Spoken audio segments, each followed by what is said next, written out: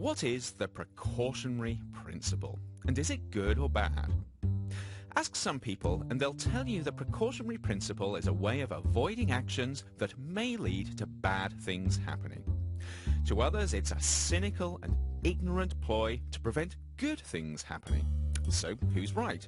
Or are they all wrong? According to the Merriam-Webster dictionary, precaution is something that is done to prevent possible harm or trouble from happening in the future. So every time we ask ourselves what the consequences of our actions might be and what we can do to reduce the likelihood of consequences we don't like, we are exercising precaution. It seems sensible, but what elevates this seemingly smart idea into a principle? Turning to Merriam-Webster again, the definition of principle that best fits here is a moral rule or belief that helps you know what is right and wrong and that influences your actions.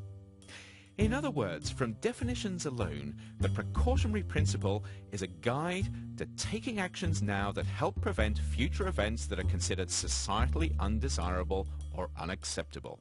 It's the ethical equivalent of saying, look before you leap. But for this to be useful in policy and business decisions, it needs a little more work. In the year 2000, the European Commission published a 29-page document on the interpretation and implementation of the precautionary principle.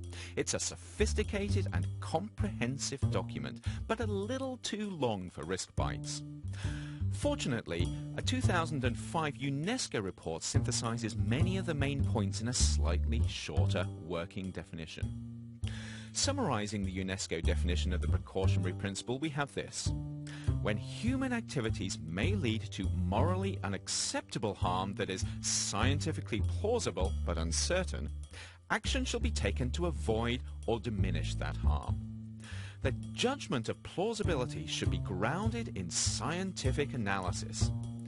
Actions are interventions that are taken before harm occurs that seek to avoid or diminish harm. Actions should be chosen that are proportional to the seriousness of the potential harm with consideration of their positive and negative consequences, and with an assessment of the moral implications of both action and inaction. In other words, the precautionary principle is about using scientific understanding to take action to avoid harm that might otherwise occur, thinking about the pros and cons of this action in a broader context, and making sure that the effort behind the action is reasonable, given the potential harm it's intended to address.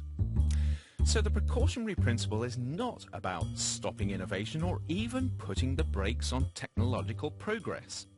Instead, it's a go slow and ask smart questions principle, to be applied where there are indications of potentially serious consequences if we don't get it right.